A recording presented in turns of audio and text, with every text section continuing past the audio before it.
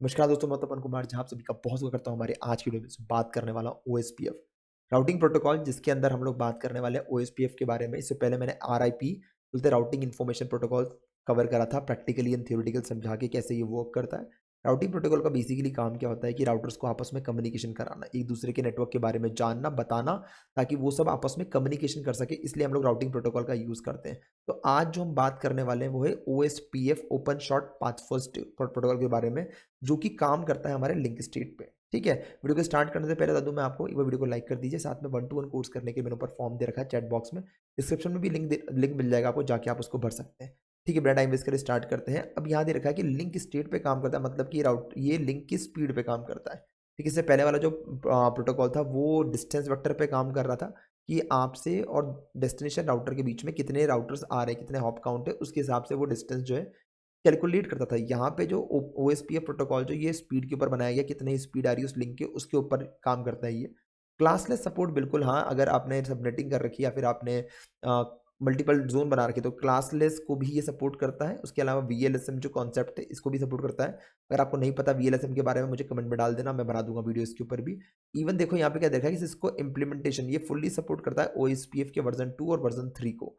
ठीक है, तो ये चीज़ थोड़ी सी बेसिक जानकारी थी ओएसपीएफ के बारे में। फटाफट जंप करते हैं और देखते हैं प्रैक्टिकल होता कैसे है, कैसे आप कॉन्फ़िगर करते हैं ओएसपीएफ को आपके नेटवर्क के अंदर। करना क्या होता है, सीधे आप यहाँ पे जाए, दो राउटर ले लेता हूँ, छोटा नेटवर्क बनाने वाला हूँ मैं, ताकि आपको ईजिली समझ में आ जाए, फिर उसके बाद आप भी बना सकते हैं इसको आराम से। ठीक है, तो यहाँ पर आया मैं, यहाँ पे आने के बाद अगर मैं दिखूंगा तो मैंने दो राउटर ले लिए। दो राउटर के साथ में मैं यहाँ पे कंप्यूटर को जोड़ता हूँ। कंप्यूटर में वन बाय वन कंप्यूटर ले लेता हूँ दोनों जगह में।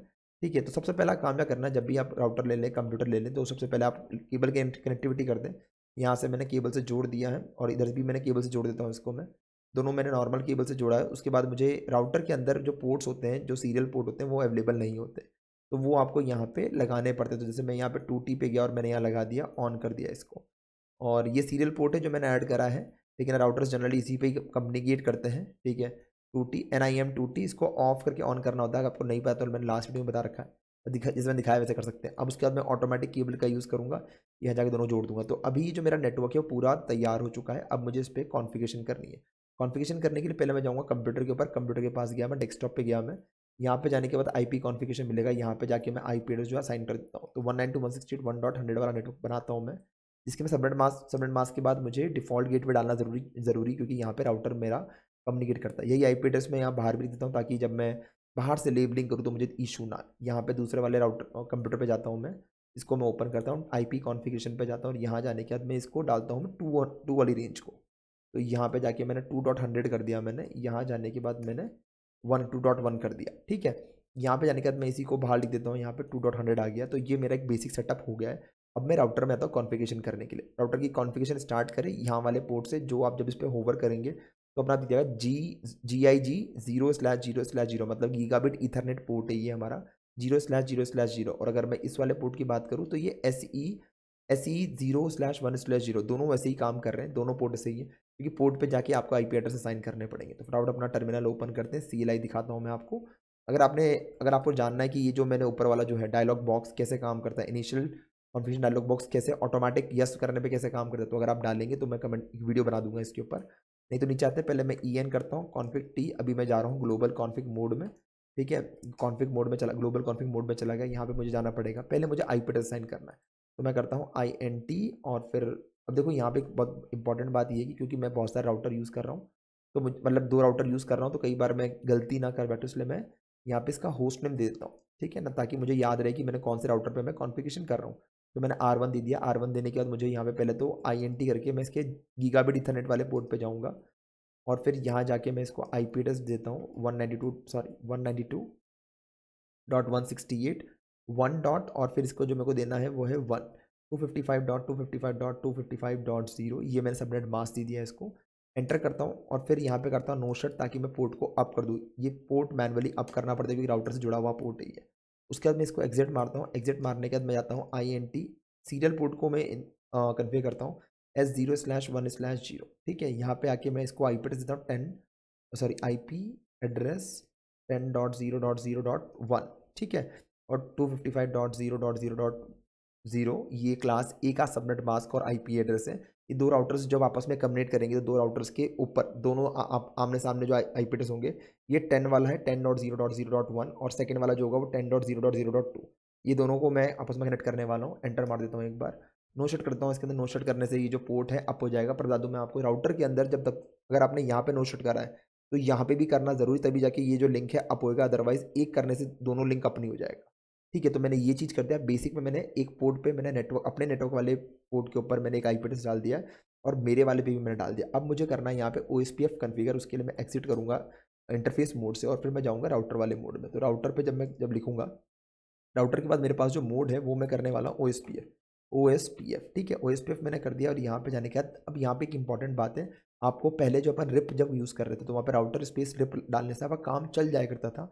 यहाँ पे ऐसा काम नहीं चलता। यहाँ पे राउटर स्पेस रिप करने ओएसपीएफ करने के बाद आपको एक प्रोसेस आईडी देनी पड़ती है। अब आपका एक क्वेश्चन हो तो भाई ये प्रोसेस आईडी किस पे किसी पे डिपेंडेंट होती है, कुछ यूनिट डालनी पड़ती है, करना कैसे होता है? ऐसा कुछ नहीं है, एक प्रोसेस आईडी है, बेसिकली सिस्टम के अंदर प्रोसेस रन करने के लिए हम यूज़ करते हैं। आप इसको 100 डाल दें, 200 डाल दें, जैसे आपकी मर्जी पड़े वो डाल दें। दूसरे में भी सेम डालें ना डालें कोई फ़र्क नहीं पड़ता। अगर आप सेम डाल दें तो अच्छा है, सिंक चलेगा, और आप नहीं डालोगे तब भी कोई दिक्कत वाली बात नहीं है, कोई फ़र्क नहीं पड़ेगा उससे। तो मैंने यहाँ 100 डाल दिया है। अब मैं यहाँ जा रहा हूँ नेटवर्क। अब देखो यहाँ पे ओएसपीएफ जो है ना, ये इंडस्ट्री में बहुत यूज़ होता है। आप जहाँ पे भी कंपनीज़ में जाएंगे ना, काफ़ी जगह ओएसपीएफ का यूज़ करा जाता है। इसके बाद एक और जो प्रोटोकॉल है वो आता है हमारा EIGRP, तो उसको हम कम यूटिलाइज़ करते हैं, ओएसपीएफ को ज़्यादा करते हैं। क्यों कर दिखाता हूँ मैं आपको।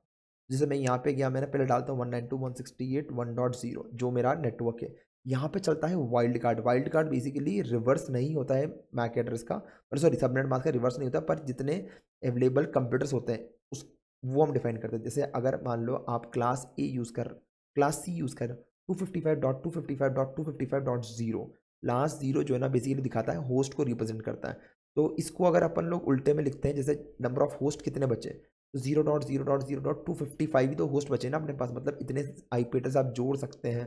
तो इसलिए इसको हम क्या बोलते हैं यहाँ पे कि भाई कितने नंबर ऑफ होस्ट बचे हुए हैं वो आप डाल दो यहाँ पे। तो ये सीक्वेंस के अंदर ये हमारे पास होस्ट बचे हुए थे, ठीक है। तो ये आ गया अपना। अब यहाँ पे अब करना पड़ता है एरिया। बता दूँ मैं आपको, CCNA के अंदर सिंगल एरिया हम लोग लेते हैं, मल्टी एरिया भी होते हैं। तो अभी यहाँ पे एरिया 1 लिख रहा हूँ मैं। अब सबसे इंपॉर्टेंट ये है कि जिन जिन राउटिंग प्रोटोकॉल के अंदर एरिया 1 डिफाइन कर रखा है ओएसपीएफ के अंदर, वही सब ये आपस में कम्युनिकेशन कर पाएंगे। अदरवाइज पूरा नेटवर्क के अंदर मैं इसको मल्टीपल एरियाज में भी डिवाइड कर सकता हूँ। तो मैंने ये कर दिया, और ऐसे ही नेटवर्क मुझे ऐड करना है 10.0.0.1 कर देता हूँ मैं, और फिर वापस से 0.255.255.255 और एरिया 1 कर देता हूँ। अगर आप एरिया 1 को 2 कर देंगे यहाँ पे, तो फिर यहाँ पे दिक्कत हो जाएगा। ये सब सिंक में चलना चाहिए, सारे एक ही एरिया में होने चाहिए, तभी जाके ये ब्रॉडकास्ट कर पाएगा। ठीक है, तो मैं एंटर मार देता हूँ। एंटर मारने के बाद ठीक है, ये मेरा हो गया। तो ये मेरी कॉन्फ़िगरेशन कंप्लीट। अब मैं यहाँ पर आता हूँ, सेम कॉन्फ़िगरेशन मुझे करनी है। CLI में जाना है। CLI में जाने के बाद मुझे यहाँ पे en करता हूँ, config t करता हूँ मैं int, और फिर मैं 0/0/0/0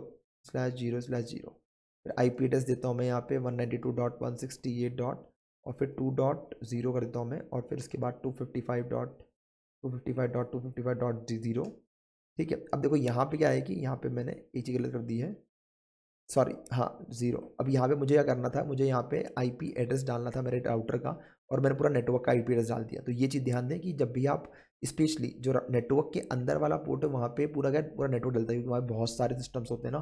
तो वहाँ पे आपको क्या करना पड़ता है, उस राउटर का IP एड्रेस डिफाइन करना पड़ता है, जिसके ऊपर नेटवर्क के सारे सिस्टम जिस पोर्ट के ऊपर ट्रैफिक भेजेंगे, तो वहाँ पे राउटर का IP एड्रेस होना चाहिए। तो पहला IP एड्रेस होता है, ठीक है ना। तो वो हो गया आपका।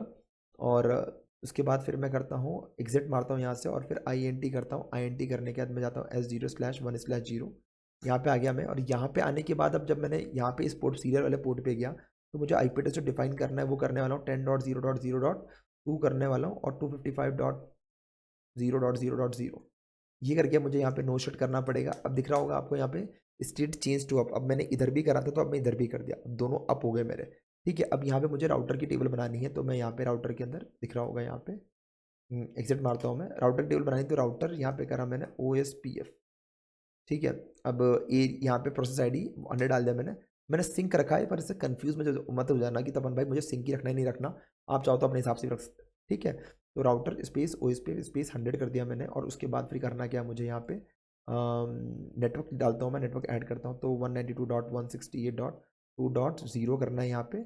और फिर यहाँ पे रिवर्स डालना 0.0.0.255 नंबर ऑफ होस्ट कितने बचे हुए हैं, तो 255 होस्ट मेरे पास यहाँ बचे हुए हैं।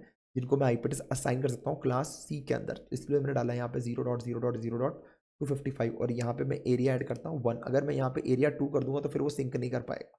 ठीक है, एरिया मैंने कर दिया। फिर नेटवर्क जाता हूँ मैं, अब मैं 10 वाला लेता हूँ, 10.0.0.2, क्योंकि मुझे यहाँ पे उस पर्टिकुलर पोर्ट पे वो एड्रेस लगा हुआ है, तो मुझे उस पोर्ट का एड्रेस ही देना पड़ेगा यहाँ पे। और फिर मैं 0.255.255.255 और एरिया 1। ठीक है, ये बेसिक कॉन्फ़िगरेशन होती है। अब एक बार मैं चेक कर रहा हूँ, दिख रहा होगा आपको 2 मिनट के अंदर ये आ गया, OSPF ने अपडेट कर दिया है इसको। तो ये अब एक बार चेक कर लेते हैं। अगर आपको चेक करना है कि मेरा जो राउटिंग प्रोटोकॉल है वो प्रॉपर कॉन्फ़िगर हुआ या नहीं हुआ, तो डू शो आईपी रूट कर देना एक बार और एंटर कर देना। दिख रहा होगा आपको यहाँ पे OSPF अब असाइन हो चुका है। और यहाँ पे मेरे सेकंड वाले के अंदर, राउटर 2 के अंदर, जिसका मैं होस्ट नेम नहीं करता हूँ, मैं होस्ट नेम R2 कर देता हूँ, तो देखेंगे आप तो मेरे R2 के पास OSPF की जानकारी जो है वो आ चुकी है और 192.168.1.0 के बारे में इसके पास टेबल अपडेट हो गई। अगर अब मैं यहाँ से पिंग करना चाहूँगा तो बिल्कुल हाँ मैं कर सकता हूँ। तो मैं टाइप करूँगा पिंग और स्पेस 192.168.1 डॉट और फिर 2.100 एंटर करता हूँ, तो दिख रहा होगा। अब देखो यहाँ पे एक डेस्टिनेशन होस्ट अनरीचेबल दे दिया। तो अब ये सॉल्व करना भी आपको आना चाहिए कि भाई ये डेस्टिनेशन होस्ट अनरीचेबल दे रहा है, तो भाई तो क्या कर रहे हैं। दिखाता हूँ मैं। अब ये पैकेट पहले आपको चेक करना है, यहाँ पे कॉन्फ़िगरेशन कुछ गलत है नहीं है। तो 1.100, ये 2.100 दे रखा है, बहुत बढ़िया।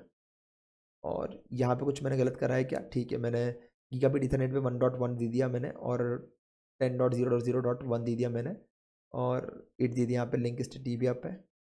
अब दिख रहा होगा। अब देखो यहाँ पे क्या इशू आ रहा है, यहाँ पे रेड हो रहा है, नजर आ रहा है आपको।